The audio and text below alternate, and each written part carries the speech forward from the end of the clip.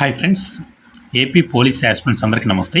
మనం ఈ యొక్క వీడియోలో రాబోయే నోటిఫికేషన్ సబ్ ఇన్స్పెక్టర్ మరియు కానిస్టేబుల్స్ నోటిఫికేషన్కి సంబంధించి ఇప్పటివరకు ఏజ్ లిమిట్ ఎంత ఉంది, ఇప్పటివరకు రిలాక్సేషన్ ఏజ్ లిమిట్ ఓకేనా, రిలాక్సేషన్ ఎంతవరకు పెంచడం జరిగింది, నెక్స్ట్ నోటిఫికేషన్కి ఏమైనా పెంచే అవకాశం ఉంటుందా అనేది క్లియర్గా ఈ యొక్క వీడియోలో చూసే ప్రయత్నం చేద్దాం. ఫస్ట్ టైం చూస్తున్న వాళ్ళైతే సబ్స్క్రైబ్ చేసుకోండి. ఆల్రెడీ సబ్స్క్రైబ్ చేసిన వాళ్ళైతే మీ ఫ్రెండ్స్కి షేర్ చేయండి ఫ్రెండ్స్ ఓకేనా. ఇక్కడ జియో నెంబర్ 181 దీని ద్వారా 2 years పెంచడం జరిగింది. ఇప్పుడు 2018 నోటిఫికేషన్ తర్వాత ఓకేనా. జియో నెంబర్ 155 2022లో నోటిఫికేషన్ విడుదల చేసిన తర్వాత ఈ యొక్క జియో నెంబర్ 155 ద్వారా మళ్ళీ 2 years పెంచడం జరిగింది. ఈ యొక్క 2 years 4 years అయితే పెంచడం జరిగింది. ఇది క్లియర్గా +2 ఇక్కడ జనరల్ ఏజ్ లిమిట్ వేసి +2 అని క్లియర్గా మెన్షన్ చేశాను. దాని అర్థం ఏంటంటే 2018 తర్వాత పెంచిన +2, 2022 నోటిఫికేషన్ తర్వాత +2 ఓకే, క్లియర్గా ఉండడం జరిగిందండి. ప్రతి ఒక్క కానిస్టేబుల్స్ కావచ్చు, సబ్ ఇన్స్పెక్టర్ కావచ్చు, క్లియర్గా నేనైతే మెన్షన్ చేయడం జరిగింది. దాని అర్థం ఈ యొక్క జియో నెంబర్స్ ద్వారా వచ్చిన +2 ఇక్కడ క్లియర్గా మెన్షన్ చేయడం జరిగింది ఓకేనా. ఇప్పుడు చూద్దాం. First of all civil AR ఉద్యోగాలకైతే పురుష అభ్యర్థులు, మహిళా అభ్యర్థులు ఇద్దరు కూడా ఎలిజిబులే. ఏపీఎస్పీ ఉద్యోగాలకైతేనేమో కేవలం పురుష అభ్యర్థులు మాత్రం ఎలిజిబుల్.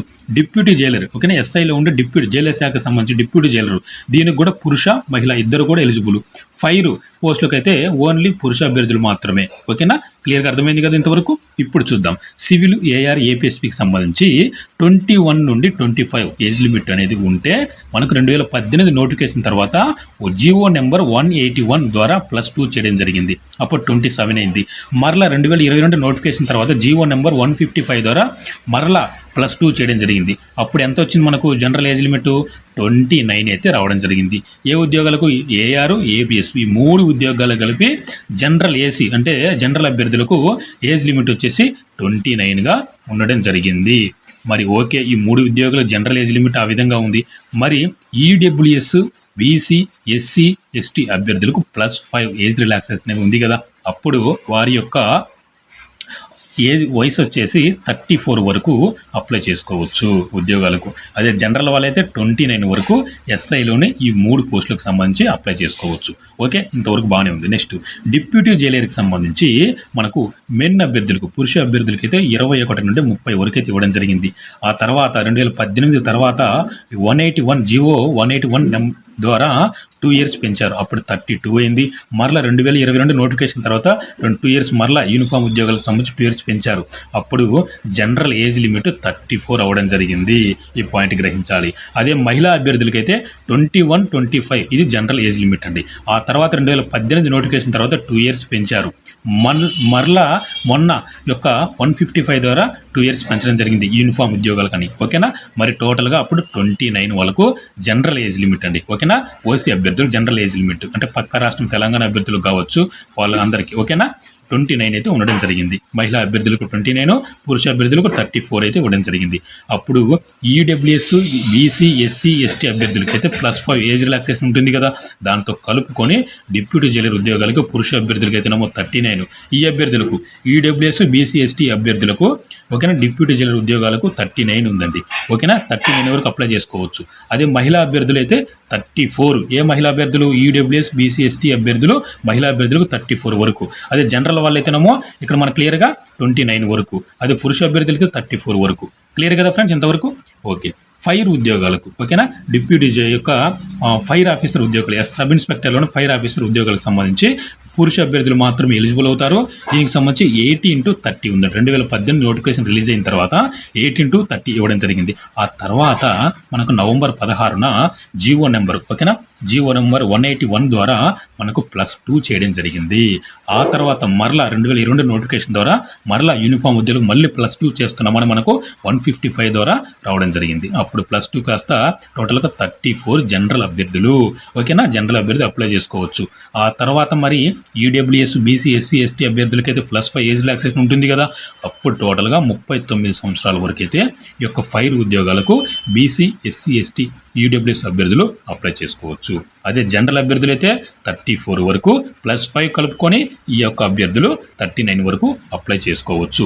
ఇది వచ్చేసి సబ్ ఇన్స్పెక్టర్ గురించి క్లియర్గా ఏజ్ లిమిట్ ఎంత ఉంది, ఎప్పుడు +2 చేయడం జరిగింది, ఆ యొక్క +2 చేయగా ఓసీ జనరల్ అభ్యర్థులకు ఎంత ఉంది, అదేవిధంగా ఈడబ్ల్యూఎస్, బీసీ, ఎస్టీ అభ్యర్థులకు ఎంత ఉంది, +5 రిలాక్సేషన్ కలుపుకొని టోటల్గా అర్థమైంది అనుకుంటున్నాను ఫ్రెండ్స్. ఏమైనా డౌట్స్ ఉంటే కామెంట్ రూపంలో తెలియజేయండి. ఓకేనా.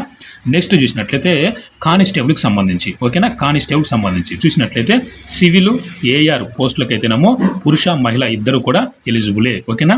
అదే ఏపీఎస్పీ అయితే ఓన్లీ పురుష అభ్యర్థులు మాత్రమే. అదేవిధంగా జైలు శాఖలో కానిస్టేబుల్స్లో ఉండే పోస్టులను ఏమంటారంటే వార్డర్ పోస్టులు అంటారు. వాటికి మేల్ అభ్యర్థులు, అదేవిధంగా ఫీమేల్ అభ్యర్థులు ఇద్దరు కూడా ఎలిజిబులేనండి ఈ ఉద్యోగాలకు. అదేవిధంగా ఫైర్ ఉద్యోగాలకైతే కేవలము పురుష అభ్యర్థులు మాత్రమే.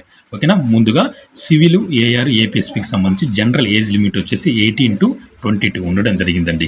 2018 నోటిఫికేషన్ రిలీజ్ చేసిన తర్వాత 181 జీవో నెంబర్ ద్వారా మనకు 22 నుండి +2 చేశారండి. ఓకేనా. అందుకే ఇక్కడ +2 చేశాను చూడండి. ఓకేనా. అదేవిధంగా మొన్న 2022 ఓకేనా నోటిఫికేషన్ రిలీజ్ చేసిన తర్వాత డిసెంబర్ 23వ తేదీన 155 జీవో ద్వారా మరలా +2 చేశారు. అప్పుడు సివిల్ ఏఆర్ ఏపీఎస్పీ ఈ ఉద్యోగాలకు జనరల్ ఏజ్ లిమిట్ మనకి ఎంత ఉంది, 26గా ఉండడం జరిగింది. మరి అది జనరల్ ఏజ్ లిమిట్. మరి ఈడబ్ల్యూఎస్ బీసీ ఎస్టీ అభ్యర్థులకైతే ఎంతవరకు ఉంది, +5 ఏజ్ రిలాక్సేషన్ అయితే కలుపుకోవాలి కదా. అప్పుడు వాళ్ళకు ఈ 3 ఉద్యోగాలకు సంబంధించి 31గా ఉండడం జరిగింది. ఇంతవరకు క్లియర్ కదా ఫ్రెండ్స్. ఓకే. మరి చూసినట్లయితే వార్డర్ పోస్టులకు 18 to 30 అండి. అది పురుష అభ్యర్థులకు, అదేవిధంగా మహిళా అభ్యర్థి ఇద్దరు కూడా 18 to 30 వరకు అప్లై చేసుకోవచ్చు. ఓకే, క్లియర్ కదా. మరి 2018 నోటిఫికేషన్ ద్వారా +2 చేశారు. 2022 నోటిఫికేషన్ ద్వారా యూనిఫామ్ ఉద్యోగాలకంటూ మనకు +2 చేయడం జరిగింది. అప్పుడు ఎంత అవుతుందండి, జనరల్ ఏజ్ 34గా ఉండడం జరుగుతుంది. ఇంతవరకు బాగానే ఉంది. మరి ఈడబ్ల్యూఎస్ బీసీ ఎస్టీ అభ్యర్థులకైతే +5 ఏజ్ రిలాక్సేషన్ ఉంటుంది కదా. అప్పుడు కలుపుకోగా 39గా ఉండడం జరిగింది. అదే ఫైర్ ఉద్యోగాలకు 18 to 30 వరకు అండి. ఓకేనా. 18 to 30 వరకు ఉండడం జరిగింది జనరల్ ఏజ్ లిమిట్. ఇది 2018 నోటిఫికేషన్ వరకు. నోటిఫికేషన్ రిలీజ్ చేసిన తర్వాత 2018లో +2 చేశారు. ఆ తర్వాత 2022లో మరలా యూనిఫామ్ ఉద్యోగాలు కానీ మళ్ళీ 2 years పెంచారు. అప్పుడు టోటల్గా 34 అవ్వడం జరిగింది. సేమ్ వార్డర్కు అదేవిధంగా ఫైర్ కానిస్టేబుల్ ఉద్యోగాలకు సంబంధించి 34 జనరల్ ఉండడం జరిగింది.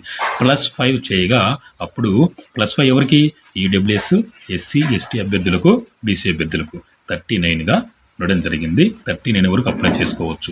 ఇది ఫ్రెండ్స్ ఈ సబ్ ఇన్స్పెక్టర్ కానిస్టేబుల్కి సంబంధించి కంప్లీట్గా జనరల్ ఏజ్ లిమిట్ +2 ఏ జీవో నెంబర్ ద్వారా పెంచారు. అదేవిధంగా టోటల్గా జనరల్ ఏజ్ లిమిట్ ఎంత ఉంది, +5 కలుపుకొని ఈడబ్ల్యూఎస్ బీసీ ఎస్సీ ఎస్టీ అభ్యర్థులకు ఎంతవరకు ఉండడం జరిగింది అనేది క్లియర్గా అర్థమైందని నేను అనుకుంటున్నాను. మరి ఇంతవరకు బాగానే ఉంది బ్రదర్. మరి నెక్స్ట్ ఏమైనా 2026లో నోటిఫికేషన్ మనకు అక్టోబరు, ఓకేనా, డిసెంబర్లో మనకు నోటిఫికేషన్ రాబోతుంది. అక్టోబర్ నుండి డిసెంబర్ మధ్యలో నోటిఫికేషన్ రాబోతుంది. మరి మన ఏజ్ కట్ అయ్యేది ఎప్పుడు, జూలై 1, 26 నాటికి కట్ అవుతుంది. మరి అప్పటికి మా యొక్క ఏజ్ లిమిట్ అయితే ఆల్మోస్ట్ కంప్లీట్ అవ్వడం జరిగింది.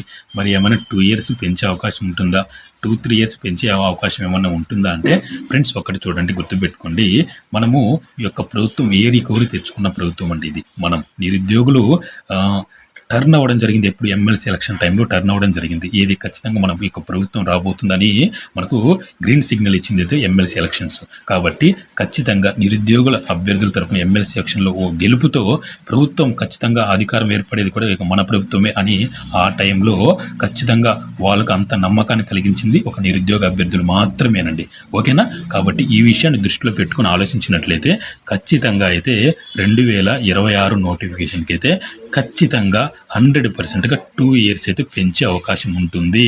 ఓకేనా. ఖచ్చితంగా 2 years పెంచే అవకాశం ఉంటుంది. 3 years అంటే చాలా కష్టం, కానీ 2 years అయితే పెంచే అవకాశం ఉంటుంది. అప్పుడు మనకు ఖచ్చితంగా ఎంతవరకు వస్తుందంటే అప్పుడు ఖచ్చితంగా ఎస్ఐ ఉద్యోగాలకి అయితే 31 జనరల్ వస్తుంది. అదేవిధంగా ఈడబ్ల్యూఎస్ బీసీ ఎస్టీ అభ్యర్థులకు +6 36 అయితే వచ్చే అవకాశం ఉంటుంది. కాబట్టి ఇంకా ఆ విధంగా 2 years పెంచినా కూడా ఇక్కడ దీన్ని బట్టి మీరు +2 చేసుకోండి. ఓకేనా. చాలా వరకు 99-100% వరకు కూడా మనకు నెక్స్ట్ 2026లో రాబోయే కానిస్టేబుల్స్ ఎస్ఐ నోటిఫికేషన్కు +2 చేసే అవకాశాలు 100% ఉన్నాయి. ఖచ్చితంగా నిరుద్యోగుల తరపున ఆలోచిస్తారు. ఎందుకంటే 2018 తర్వాత ఇప్పటికి రాక 6 yearsకి వచ్చిన నోటిఫికేషను, ఆ వచ్చిన నోటిఫికేషన్లు కూడా ఒక్క కానిస్టేబుల్కు 3 years పట్టింది.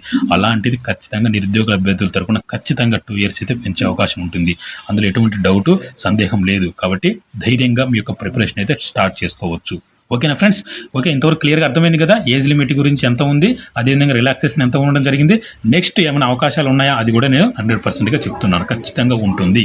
ఓకే, క్లియర్ కదా ఫ్రెండ్స్? ఇంతవరకు ఇది ఫ్రెండ్స్. ఏమైనా డౌట్స్ ఉంటే కామెంట్ రూపంలో తెలియజేయండి, చాలా వరకు నేను రిప్లై ఇవ్వడానికి నేను ప్రయత్నిస్తాను. ఓకే ఫ్రెండ్స్, క్లియర్ కదా? Thank you so much.